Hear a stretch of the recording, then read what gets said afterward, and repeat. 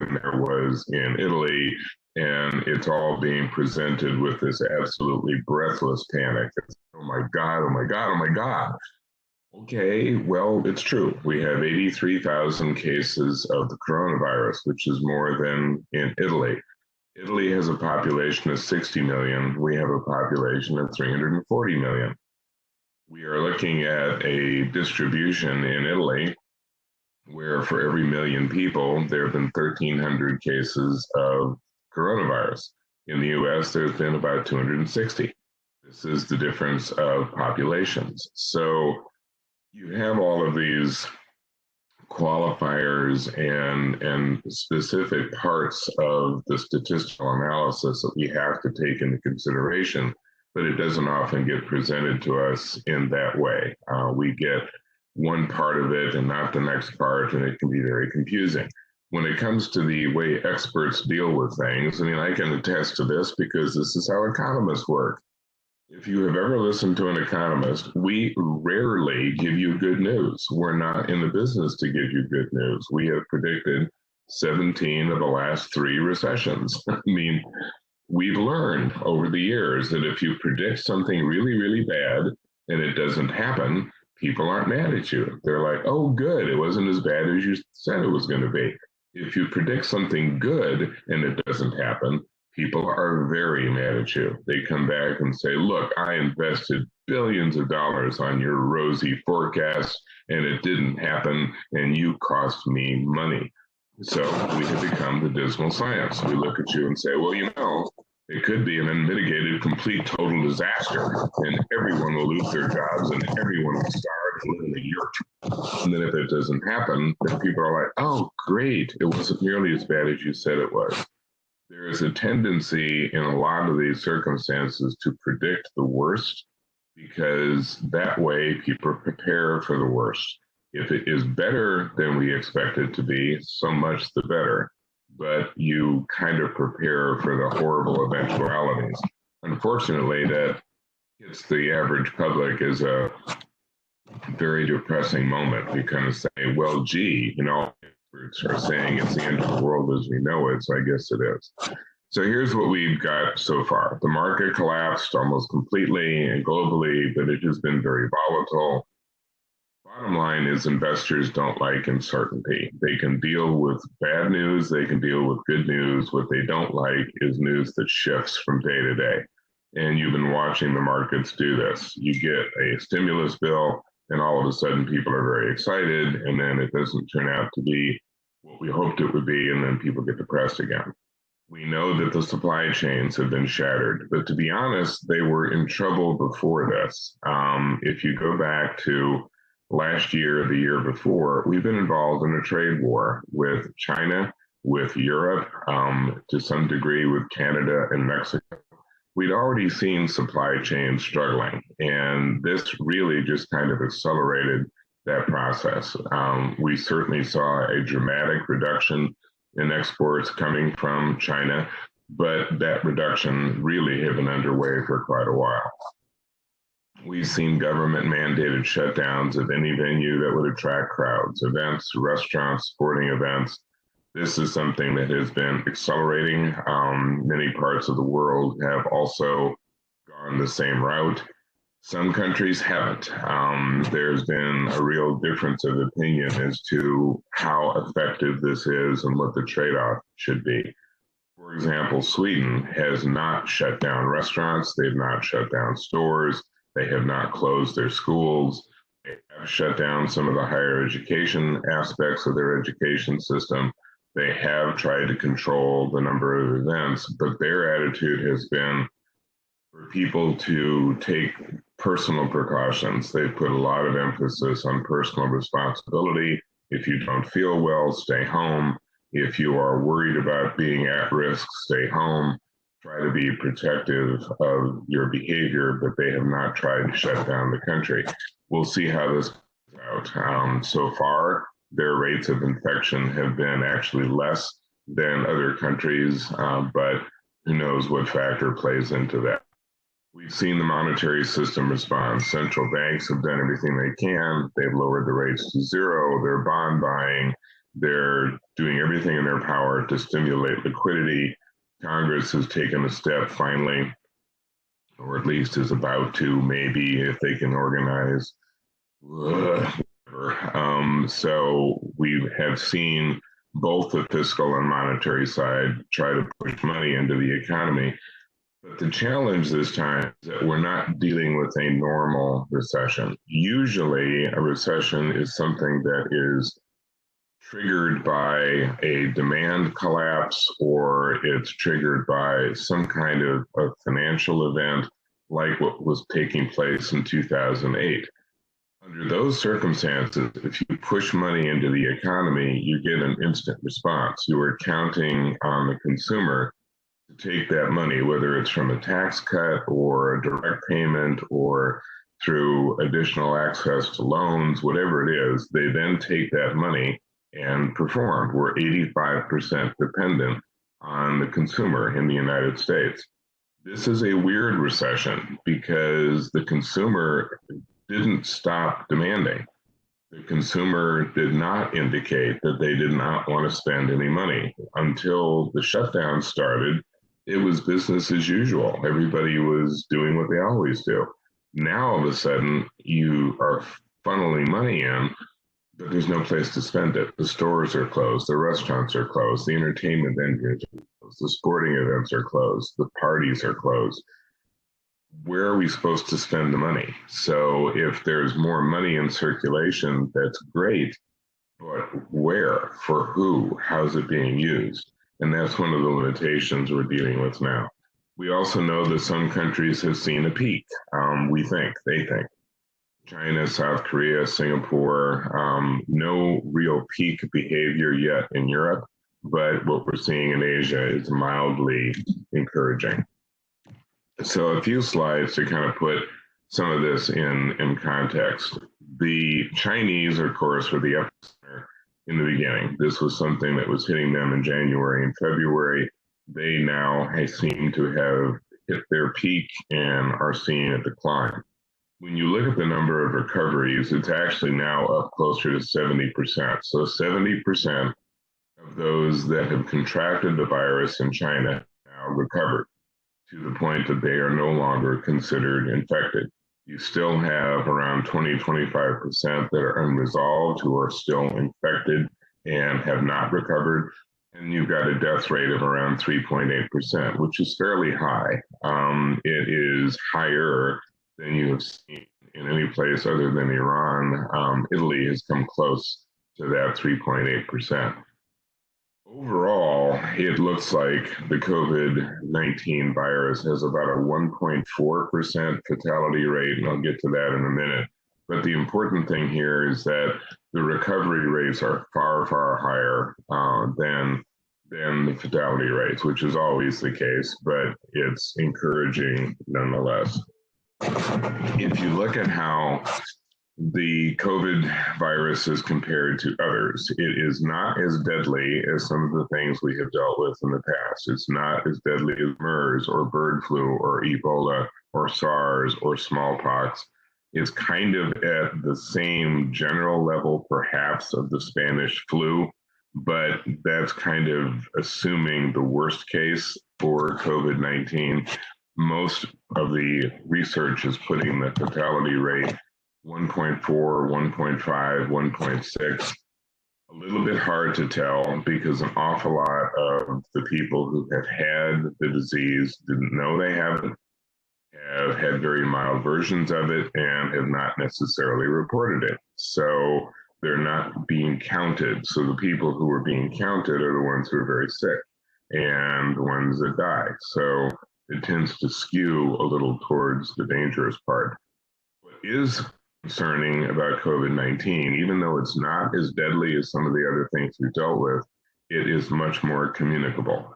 So the spread is comparable to things like smallpox and chickenpox, not nearly as spreadable as the measles, which is like the champion of spreading disease. But it is something that is rapid, and it doesn't really seem to discriminate.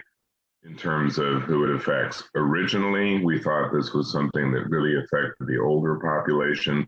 Now we realize that it's affected all levels, all ages. It's just the younger population gets a mild version of it and doesn't necessarily self-report. There's not enough testing to really determine how widespread it is, but we now know that it's hitting every age and is dangerous to anyone who has a sort of a compromised immune system, whether it's because of age or just simply having asthma or something of that nature. You're starting to see patterns. I apologize for the blurry slide here, but what's been happening in most of the Asian countries is they've hit peak and they're staying fairly steady. Now, in the case of China, which is the country that has had the most experience with this, they've actually seen a pretty steep decline. If you look at that yellow line, that's Hubei province. That is where this stuff started. This is where it has been at its worst, and they hit peak about the middle of February and have been declining steadily ever since. You look at the reports coming out of that part of the country now, no new cases in a week. They've closed down the emergency hospitals. The hospitals that are there are not reporting too much strain. Daily life has returned to semi-normal. There's been a recovery. Now, originally, we were not terribly thrilled with Chinese data because they obviously were fudging things for quite a while, given that this stuff began to break out even last year. Now, China is so awash with international medical organizations. The WHO is there, the CDC is there. You've got European agencies. It's now very hard for the Chinese to fudge the data. So what's coming out of there now, I think we can trust the majority of the time. If you look at China as a whole, which is the red line, it's kind of up and down because virus now is breaking out in parts of China that didn't have it before and so you see these little surges as it hits different parts of the country. For the rest of the world, we're still growing. So if this is an indication of what happens next, the rest of the world, the United States, Europe, the rest, will hit a peak as well and then start the decline. We don't know when that will be. The hopeful cases have it end of this month, early May. The not so hopeful are looking at May, June, July. If you follow China's pattern, it's been about a 3-month experience from start to finish, from the beginning of this in January to March. And so if we're on the same timeline, we're looking at end of April, early May. That would be the optimistic scenario. Most of the COVID cases now are outside China, which is obviously a concern to the rest of the world. But if we can repeat that red line where you've got that nice big surge and then flattens out. So we're getting the surge. Are we about ready to flatten out? We'll see. At this point, we're not seeing it in most of the world, but even Italy has started to show a little bit less growth of victims. And we are still growing.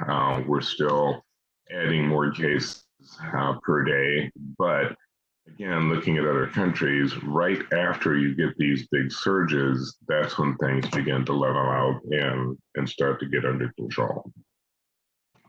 I mentioned earlier the age distribution.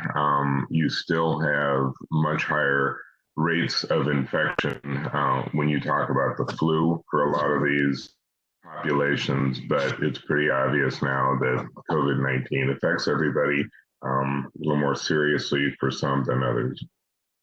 Consumers are worried. So this is now kind of getting into my area where I'm finally letting the doctors do their thing, and I'm going to talk about the economics of it. When you talk about people changing their responses and worrying about this, you've got roughly 70% of the population expressing concern, maybe 20, 30% not being concerned. And there's a lot of connection in terms of who's the most concerned and who's the least concerned. Women are more concerned than men. Urban dwellers more concerned than rural dwellers. Older people more concerned than younger people. So you're getting a lot of fairly predictable breakdowns according to age, where people live, their gender, their race, even to a certain extent.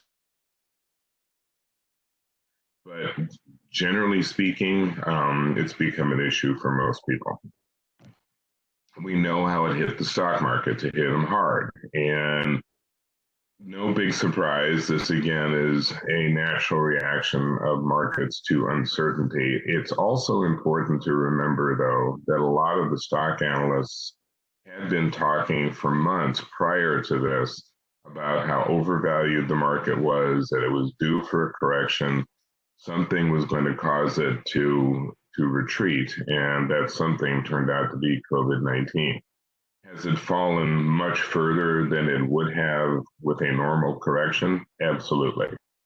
But it's again not unprecedented. We've had markets do this kind of thing to sort of black swan events in the past, and they recover. Once there's knowledge of how this is playing out, then the market adjusts. And at this point, there's just too much uncertainty. We don't know for sure what areas are going to be ultimately hit by this. The markets have already reacted to the airlines and the hotel chains and the entertainment venues and restaurant chains. Those have all been taking huge hits because we know they've been hit.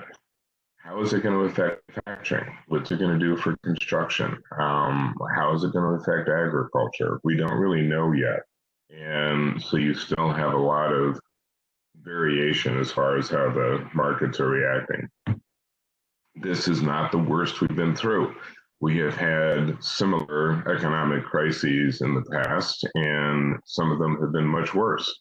We're dealing with the financial crisis in October of 2008, which was still one of the worst we've dealt with in decades. We had Black Monday back in '87. These were actually more dangerous recessions because they had been built on traditional recessionary issues: the financial sector collapse, a collapse in demand, a collapse in consumer confidence. All of these things lead to a long period of distress. This one is more like 9/11. We had a crisis moment in the Black Swan at the 9/11 attacks. No one knew what was going on for weeks. I mean, airplanes were grounded. People were afraid to leave their homes. Every large building in the country was suddenly surrounded by guards as if that was going to stop a plane. We didn't know. Was this the beginning of an attack? Was it the end of an attack? Was it going to be repeated? With every passing week, we calmed down a little bit and we kind of got back to normal. This is going to be similar in the sense that if things begin to improve this month coming into April, well, a lot of these issues will start to fade. For example, if the restrictions are lifted within the next month, say first part of May, majority of the 3.5 million people that applied for unemployment last week are going to be back to work.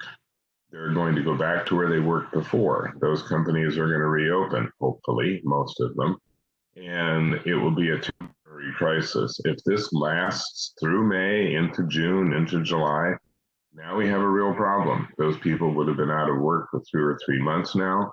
They're looking for other work. They may not go back to where they were before. They're going to be in more financial distress. The point is that we've not had an event in the last couple, 3 weeks. It's been completely unprecedented. We've had issues of this type in the past, and we've kind of muddled our way through them. We've also had the Fed act this way before. We've had a number of emergency Fed rate cuts in the past, around 9/11, around the tech bubble, around the stock market crash. So the monetary side knows what to do. Doesn't always work as effectively as we would like it to. Again, going back to 9/11. Most of the time, these rate cuts have a pretty rapid impact. I mean, they had when the mortgage crisis was going on, when the stock market crash happened. It didn't really help much in 9/11. people were afraid. It wasn't a matter of, gee, I can get a cheap mortgage. It's like, why am I worried about a mortgage? We're under attack. The terrorists are going to destroy everything. We're all going to be killed. Well, kind of discourages people from thinking to the future. The other thing, stock market crash, mortgage crisis, the like, it was kind of like, well, this is a financial crisis. I can get through it with some financial help. And the stuff that the monetary system was employed was actually working. So the not such a big surprise graph. Everything was going pretty well prior to the outbreak of COVID-19. However, it's interesting to note that even without this, growth for this year was expected to be pretty anemic. 2020 was not going to be a banner year. You saw sub 6% growth projected for China. You had 3% growth projected for the world. Usually that's up around 5%. The US was going to be struggling to get to 2% growth. Europe was going to be struggling to get to 2% growth. This was all before the virus. Now, the virus has made all of this far worse, and that is a whole nother conversation.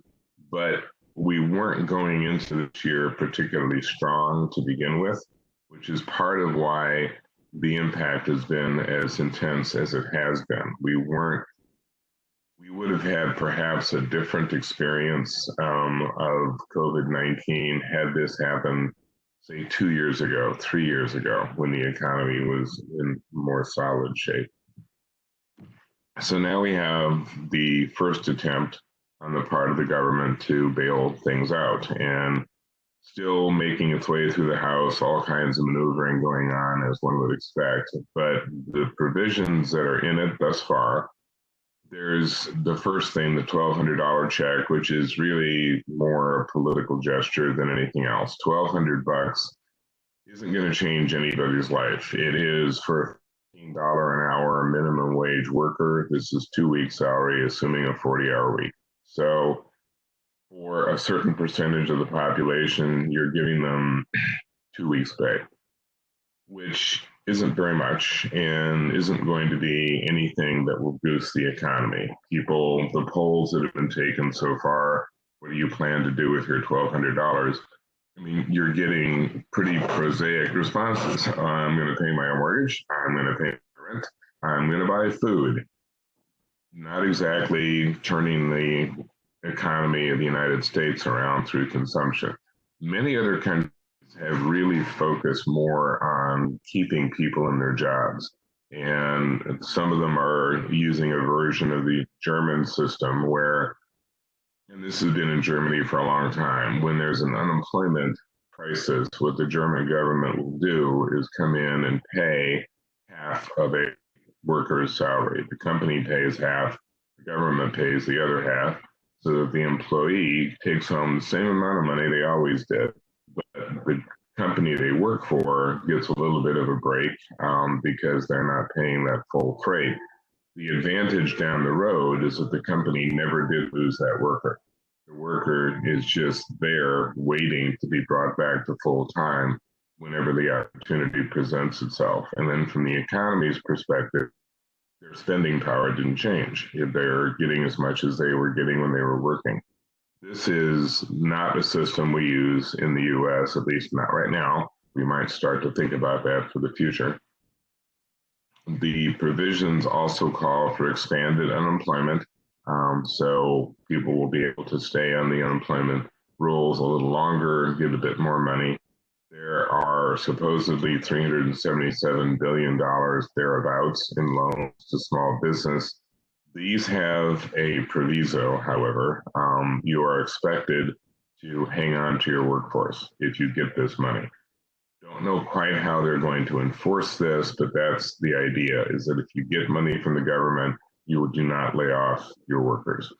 Same kind of rules with the $500 billion that's going to large business, a little bit more loosely stated. The provisions there, some of them are relatively familiar. Like, for example, those who are in the administration or in Congress are not, their businesses will not be permitted to participate in this loan program that's fairly common usually it's rejected that whoever comes up with the bailout doesn't get to enjoy the bailout, but that will also be an enforcement issue. For some of the industries that get a lot of money, like the airlines, there are provisions for the government to take an equity stake in that business, kind of what took place when GM was bailed out.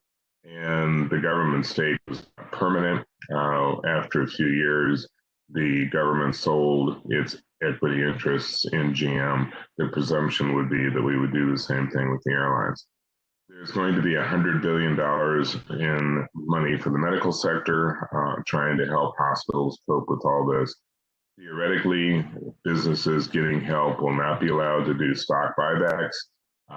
They will not be allowed to spend the money sort of on internal issues, be expected to keep their workers intact.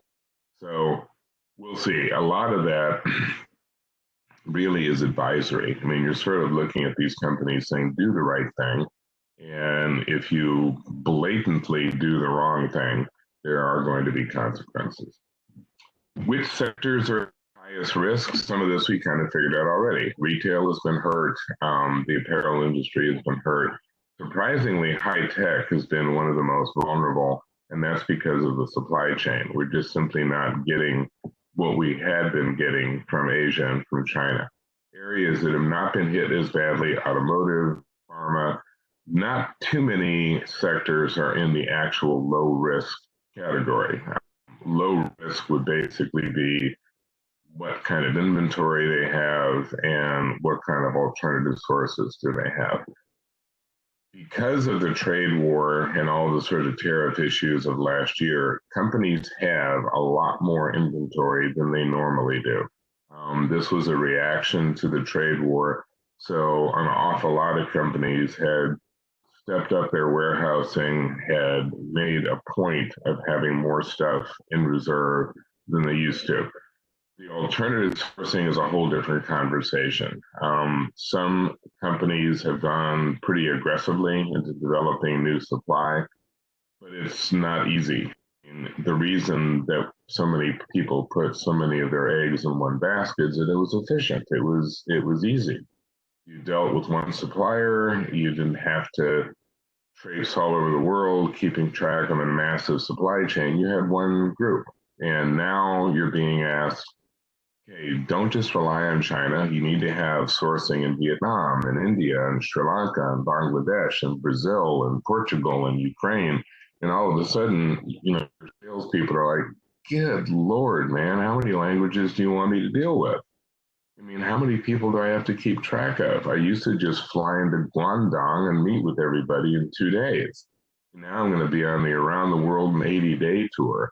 It's going to be tough, and it's going to be harder to manage, and companies are not going to see quite the same advantages of outsourcing, which would probably bring more business back to the U.S. It's going to be easier. Companies are going to look at the cost of maintaining those far-flung supply chains and decide, yeah, well, maybe I just keep it at home. Who are most exposed to China are experiencing the most share price pressure. And that's, again, one could assume that pretty obvious. If you look at the impact, you sort of got three categories. The China slowdown was number one. We've been through that. That was January and February. So weaker demand for commodities, the supply chain disrupted, et cetera. We're now kind of in the middle of the localized outbreaks phase. So work stoppages, travel restrictions, consumer sentiment falling, et cetera, weaker earnings. We will be going into the third phase probably this next month or two. And this is when the financial stress really begins to pay and really begins to take its toll, that you're going to have a lot of sell-offs, negative wealth impact, financial conditions will tighten, even as the banks are trying to stimulate commercial banks, the central banks stimulating commercial banks. You're still depending on the banks having demand. I mean, they're not interested in loaning to companies that are in trouble. And the companies that are not in trouble are not really interested right now in adding more debt. So the banks, and to some extent, are kind of locked. They're, we'd love to participate, but we can't necessarily do something that is not our best interests just to funnel money into the economy. We're not, at this particular point, too thrilled with loaning to a restaurant chain. We are not in the business right now of loaning to the airline industry. When things calm down, then we'll change our tune. So a couple of the sectors that we can kind of watch for future behavior, the canary in the coal mine of transportation. We were in the middle of a freight recession even before this started. And so now that's sort of been deepened and accelerated. Where we haven't seen the freight recession is, again, quite obvious in the area of package delivery. Now that everyone is kind of prohibited from going out to the stores, I watch out my window and I begin to think that I'm now living on the depot for UPS and FedEx. I see so many of these trucks fly by every day and delivering pretty much anything. I think at some point in the next month or two, probably even sooner, there will be a transportation company that is exclusively in the business of delivering toilet paper. That seems to be the most important item. And just to digress, if anyone can explain to me what the motivation for hoarding toilet paper is, I would be eternally in your debt. I have tried. I've looked on the internet. Is there some recipe for toilet paper that makes an emergency meal? Are people using it in lieu of clothes? Do they decide that if they wrap their house in toilet paper, the virus can't get through? I understand hoarding to a degree. When this stuff started, I bought 2 cases of wine. I understand the need to be prepared, but didn't feel compelled to go the route of toilet paper. Anyway, I digress. Supply chain activity, mentioned that already. It's been hitting the tech industry hard. An awful lot of the stuff that we get for tech comes from China, from South Korea, Singapore, elsewhere, and all of those supply chains have been challenged. Replacing them, not particularly easy. It's not like you can just suddenly decide that I think we'll start importing our smartwatch and smart speaker and smartphone technology from Bangladesh. The wages are really cheap in Haiti, so I think I'll have my smartphones made there. Not that easy. This is some of the stuff may come back to the U.S., but as it does, it's also going to make those products more expensive. The situation in China matters to other countries in some respects more than us. We don't export that much to China. It's around 6-7% on an average year. But if you're Australia, Taiwan, New Zealand, it's close to 30%. It is really what drives their economy. If those countries are not selling to China, then they're not buying from us. So our interest is one step removed. We want the Australians to do well because Australia buys a lot from the US. So if they're not selling, they're not buying. And that becomes our connection. So finishing this up, this will be sort of the future part. What are we looking at down the road? The 3 scenarios, which really apply to pretty much any recession. You've got the V, which is the most likely. It's also the most popular. It means that you have a short, sharp decline. You have a rapid recovery when whatever it was that triggered the recession is under control, in this case, the virus. So by summer, we're back to normal or close. The U is nearly as common as the V, but basically leaves you at the bottom for a period of time. It's a little bit less response oriented, doesn't come back as quickly, so you linger. In the case of this crisis, it means it's midsummer before we start to see recovery. The worst is the L. This is the one that goes down and stays down. And in the case of this particular crisis, it means that we're messing with this stuff into the fall. We have a reinfection rate as the weather gets colder, which is definitely not what we would like to see. The good news is that the last of these, the L, is not considered very likely. It is by far the least popular of the scenarios in terms of analysis. So, looking at these in a little bit more detail, what is the good outcome? What do we get if we have the good version? The virus threat fades within the next 5 to 8 weeks. Things like warmer weather kick in, the enforced isolation kicks in, things that we've done to try to control, we do more testing, etc. That begins to turn the corner. Consumers, importantly, react strongly to the all clear. As soon as we are told that things are normal, we rush back to resume our lives. That has happened in China. When the all clear was sound in Wuhan, people immediately went back to their old patterns. Restaurants were full, people traveled again, they shopped again. There was not hesitation. People said, let's go. Number three, the government decides to leave the liquidity measures in place for a while. So the low rates stay, the tax breaks stay, increased spending continues, bailing out damaged sectors continues. So the government doesn't yank the rug out from underneath the recovery. There will be a lot of temptation to do that.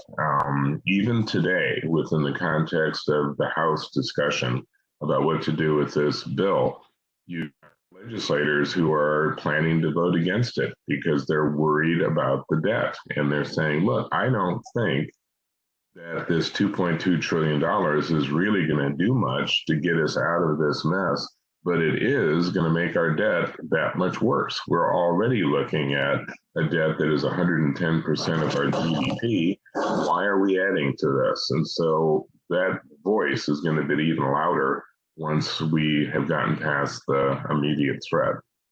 We also would count on the virus fading other places. So key U.S. markets like Europe and China and Japan, they all recover as well and start doing business with us again. And then importantly, the infrastructure in the U.S. keeps up with all this. Right now, we can all tell it's strained. The healthcare sector is certainly strained, but I've been experiencing the tech strain on a daily basis. I mean, I've been doing a lot of these webinars lately, and some of them are coming off pretty well. Hopefully this one is, but some of them, for those of you who remember Max Headroom back in the day, some of these things, I swear like I'm back into that thing of like, nothing is working quite the way it should. So our infrastructure is really creaking right now. So we're hoping that it hangs in there. The bad outcome, this is the one that is not as bad as it could be, but it's not as good as it could be either. The virus doesn't fade as quickly as hoped and continues to be an issue through the summer. It's not as temperature sensitive as we'd hoped. People refuse to take the issue seriously and keep spreading it. There was a real danger of that, I think, more even a week ago than now. An awful lot of people in the world, in the US, were like, yeah, well, what me worry? The spring breakers all over the beach and all that stuff. Now I think people are realizing that let's just get through this. Otherwise, it's going to drag on all summer. Countries that were being very cavalier about this, like the British at one point, were saying, let's just let it play out. I mean, it's going to do what it's going to do. Let's not worry about it. It's amazing. It's amazing how different their attitude is now that Boris Johnson has it. And all of a sudden, it's like, oh my God, we really need to shut things down. Really, Boris? It didn't occur to you until you got sick. So I think you're seeing something of a change. People now know people who have this disease and they're worrying about it. Number two problem is that consumers don't come out of this as quickly as we hope they would. If they are still suspicious and they still think this is out there, they may not return to normal behavior as quickly as we hoped. The government might end up reacting too quickly and withdrawing the help too soon. As I said, there's a lot of concern about what we're doing to the debt, and that may prompt people to end the support sooner than they probably should.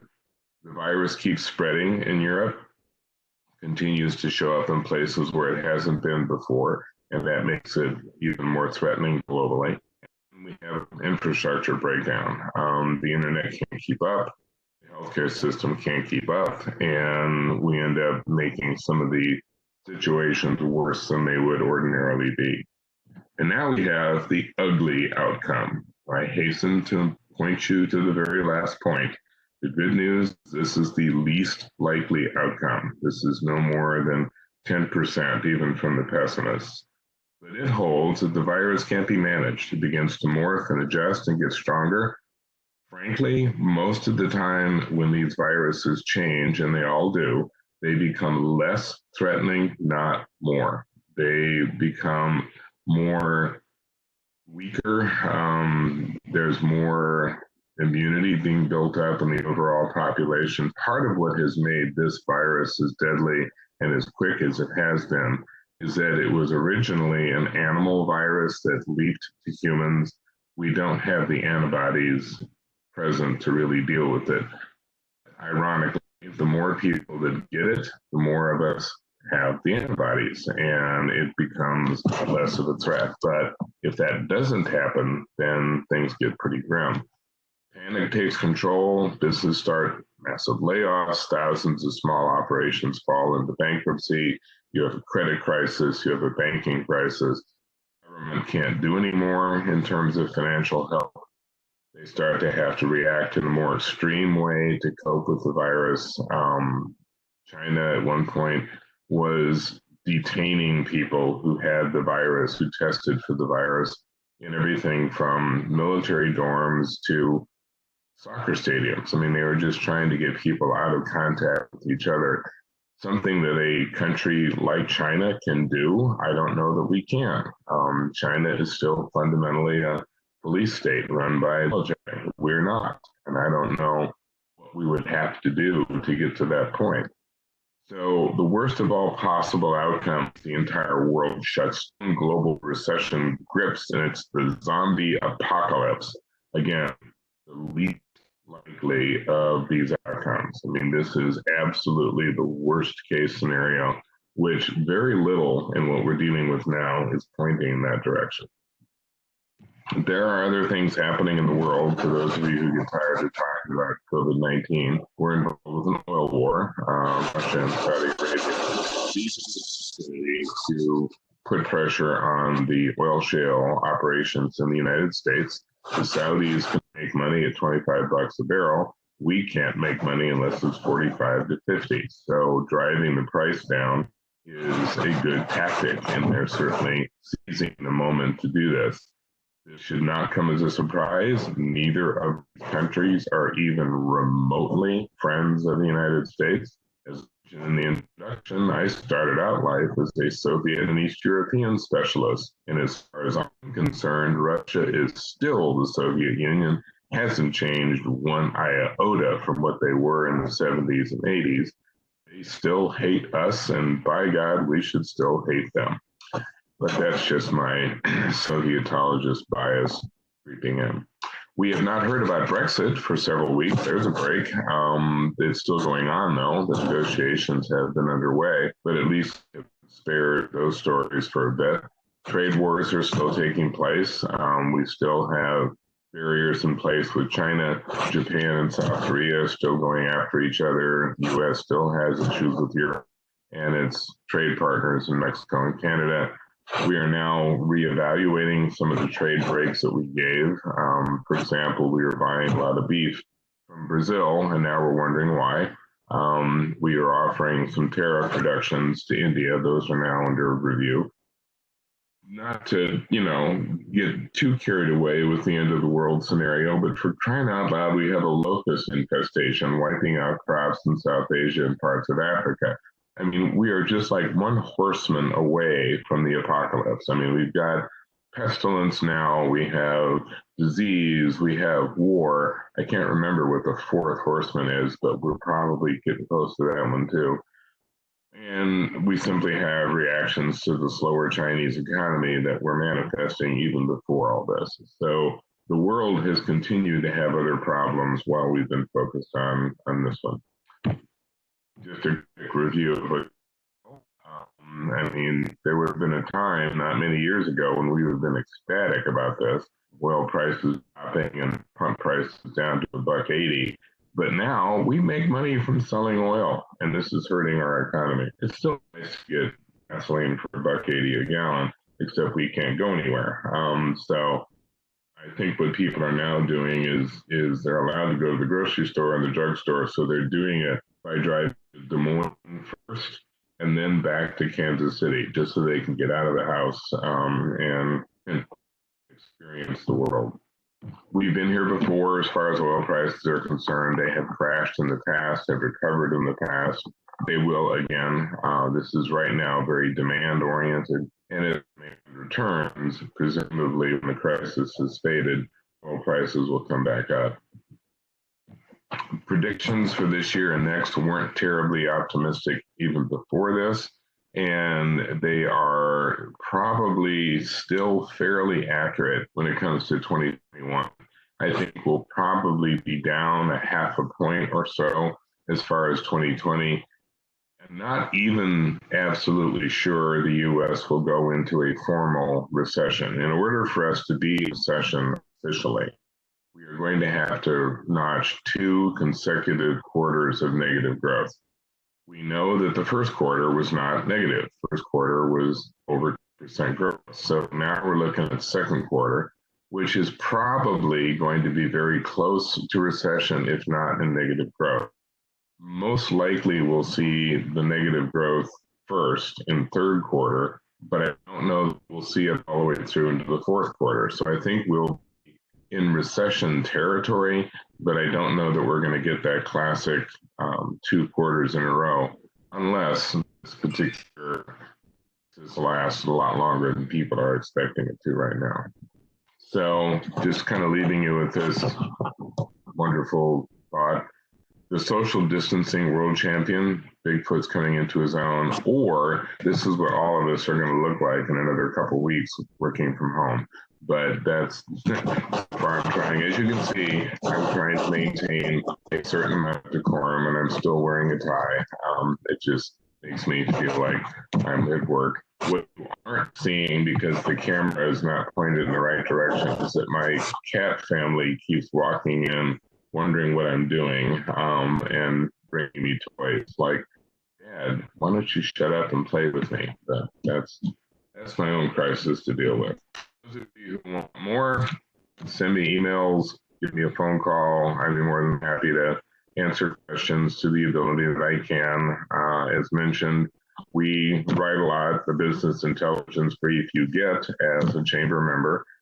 So you've already been experiencing that for a while. We also do the Black Owl report, and we can send you a trial to that for a month. I write the first one, the business intelligence brief, and my business partner, Keith Prater, writes most of the other one. So, any questions?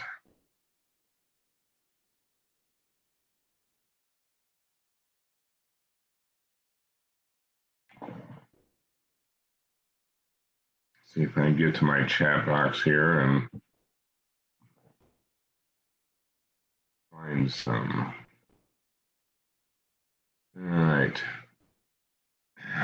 Chat could lead to consumer. Here we go. I'll get back where I can actually read the whole thing. Are not-for-profit organizations included in the loans? Some are. I think that that's been one of the conversations as to who should be getting assistance. The ones that have been singled out as potential recipients have been those that deal with health and those that are going to be dealing with kind of economic crises, food banks, things that may be useful for people who are out of work. But I think some of that is under discussion even at the House level now today. Second question, do you think Russia is colluding with Saudi Arabia, or is Russia the real target? Oh, yeah, they're colluding.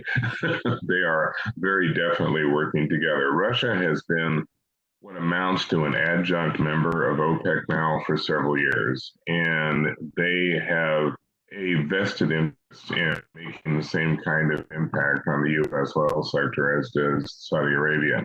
The weakness for Russia, though, is they can't make money as cheaply as the Saudis can. The Saudis can make money at $25 a barrel. Russia needs it to be around 35 or 40. So they're right now very close to a point where they're losing money on every barrel of oil they sell. Good question. Famine is the fourth. Thank you. I suspected that was the fourth horseman. I don't think we're dealing with famine yet, but once we run out of all of our quarantine snacks, maybe we will. There seems to be mistrust among a lot of people in how the Trump administration is responding to the virus. Do you think it's possible that this mistrust could lead to consumers not springing back to their normal economic activity? And if our government gets them all clear, yeah, that's a real concern because you are really depending on the public throughout this to pay attention to what the government is telling them to do. Singapore, for example, has had a much easier time dealing with this than some of the other countries. They have only had their first two deaths this last weekend, and the number of incidents have been relatively small.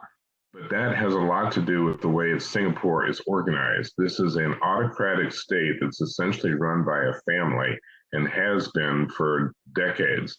When the president of Singapore says do something, everybody goes, yes, sir. Anybody who's ever been to Singapore knows that this is a very, very orderly country, and people do what they're told. You have seen less impact in Germany because the Germans follow orders. The Swedes were told, go home, wash your hands. And they went home and washed their hands. Italy is more like us. They've been a more chaotic country. The government says, stay home. The Italians went, no, I want to play with my usual routine. No, you stay home. No, I'm not going to. You're going to pass the disease. I don't care. And they did. I don't know that Americans are ready to follow instructions. And right now, there's a lot of us that are not paying attention to the social isolation. And then when the all clear is sounded, you're going to have different population saying, I don't believe you. I think you're just telling us this because you want us to get back to work. The skepticism when Trump has been saying, we're all going to be fine by Easter. They're like, nobody else is saying that. You're lying. You just want us to go back to work so we can have money. We don't believe you. We're not going to do it. That's been a problem from the very beginning. It's difficult for the average person to figure out who to listen to when everybody is talking at once. And we don't really have a number one spokesman. I mean, not to keep pointing out Singapore, but the only person in Singapore who is giving reports on the virus is the president, the only person. Anybody else that says anything, it's like, shut up. You are not part of the Lee Kuan Yew family. Why are you speaking? So at some point, we really have to get a little more focused.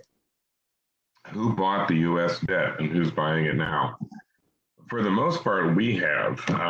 Remember, prior to 2008, we were very concerned that a lot of our debt was being purchased by the Chinese, by the Japanese, by the Eastern countries. I think at one point, China had the 13% share of our debt. That is now half that size. It's closer to 6%.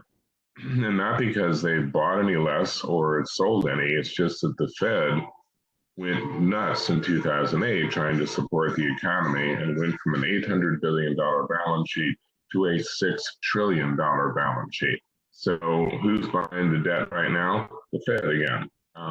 We're buying our own debt. The Fed is just trying to push money into the economy.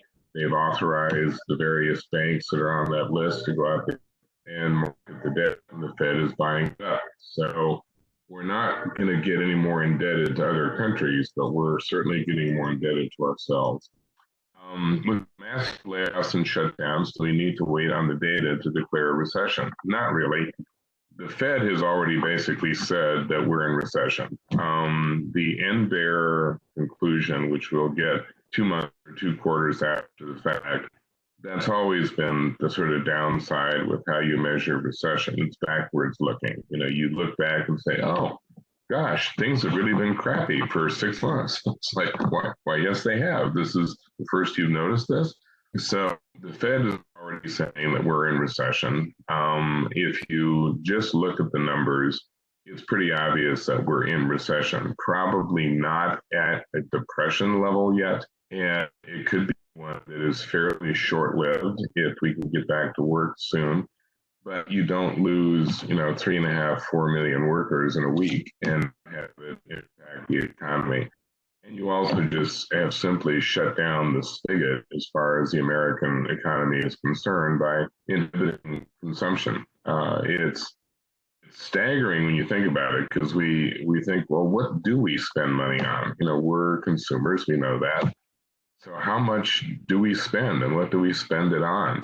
And now all of a sudden we're realizing, wow, we spend a lot of money on going out to eat. We spend a lot of money at Worlds of Fun and Disney World and Disney. We spend a lot of money at sporting events. And now that these have been canceled, we're like, holy cow, that's a lot of money. And it's like, yep, we spend at least half of our consumer spending is on services. It's on going out to eat and going to restaurants and going to sporting events and that kind of stuff. We buy a lot of stuff too, but we're, particularly millennials, are much more experienced buyers than they are thing buyers. Another question is, an outcome of this crisis, do you think Congress will finally get serious about a true infrastructure plan to address highways and bridges? I could say something really snarky about this point, but I will resist. It would be nice if we learned 2 lessons from this, maybe 3. Lesson number 1, again, if we're looking at other countries, if you know that you're going to be hit with a threat, prepare for it. When Singapore was dealing with this, they had the advantage in a way of having gone through the SARS epidemic.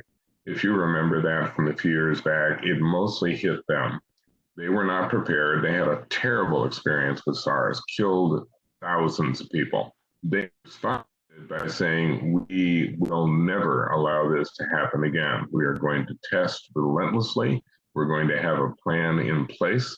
If this happens again, we're ready. Well, the U.S. was not prepared, and we didn't have enough testing. We didn't know what to do.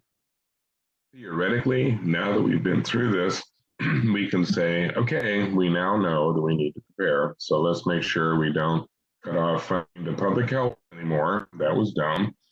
We have got to be top of what we do as far as testing and finding out what to do with people. By the same token, I think we get serious about kind of other problems that we have been watching develop and doing very little about, and infrastructure is there. That's a slow black swan. That's something that you don't really notice until all of a sudden it's like, wow, the internet can't handle this. The rural areas don't even have internet. The roads are breaking down. The bridges are breaking down. What happens? You think about what happens to a given community if suddenly the major thoroughfare, one of the bridges in Kansas City over the Missouri River, falls into the water. Now what do? We've just cut the north part of the city off from the south. So that would be hopefully lesson number 2. And lesson number 3 is just start really communicating better with people about what's expected of them when there is some kind of a crisis. Another question is, small business owners, shall we make a run at the banks like toilet paper? There shouldn't be any problem with liquidity. The banks at this point have plenty of liquidity. Their challenge is they've been a lot more latitude to loan. The interest rates are very low, and they have plenty of money to loan. They don't know who to loan it to because the companies that are doing well don't really need it. The companies that are in trouble are going to the bank saying, hi, I've been shut down and I can't do anything or sell anything or be open for any reason whatsoever. And the bank's like, excuse me, you just told me that your business has been closed. Yes. And you want me to loan you money? Yes. I don't think so. When the all clears sound, let's talk, because then maybe you're back to business and we can tell if you're going to survive or not. But right now, it would be hard to go to a bank and say, we're ready when we come back. Well, how do you know? When do we come back? So don't worry about a run on the banks. I guess we can still collect toilet paper, but I don't know why. Personally, hoarding is a natural response. It's the sort of thing that people do when they're worried and insecure and don't know what else to do. The challenge has always been that it becomes a problem that builds on itself. Even people who are not hoarding, for example, right now, if you see a roll of toilet paper, you buy it because you're not sure you'll ever see one again. And all of a sudden, the hoarding becomes even more desperate. So that's all the questions that showed up in chat. I don't know if there are any others floating around out there.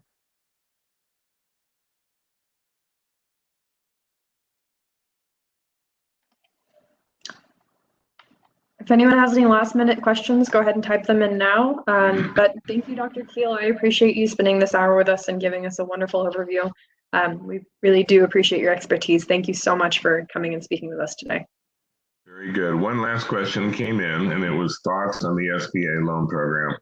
I don't know that there's anything specific in this stimulus bill, but the SBA had already announced that it would respond to the crisis by trying to get more loans processed and trying to get more money into the hands of small businesses and those they have given money to in the past.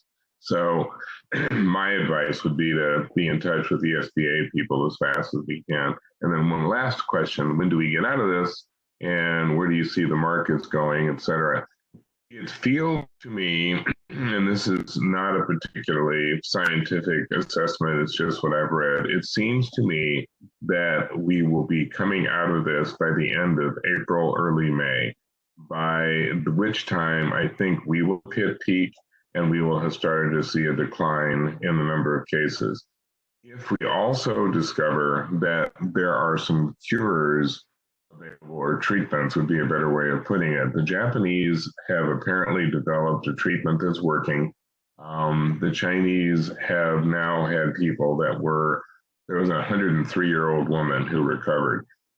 If we get to a point where we know that most people can be treated and kept alive, then that changes the equation. Then it becomes a lot more like seasonal flu, where it's like, okay, you're going to get real sick and you're not going to be very happy, but you're not going to die. And we know how to treat you. And you just kind of ride this out and then go back to normal. Once we get to that point, then I think we get a pretty rapid recovery. My optimistic side says by mid to late May, we are 90% back to normal. And by the beginning, end of summer, we're actually experiencing a little bit of a boom as everybody goes out and wildly starts eating out every 20 seconds just because they can again. So I tend to be optimistic with a little streak of realistic pessimism. I am still a dismal scientist after all. So I'm not in despair yet, but we'll see.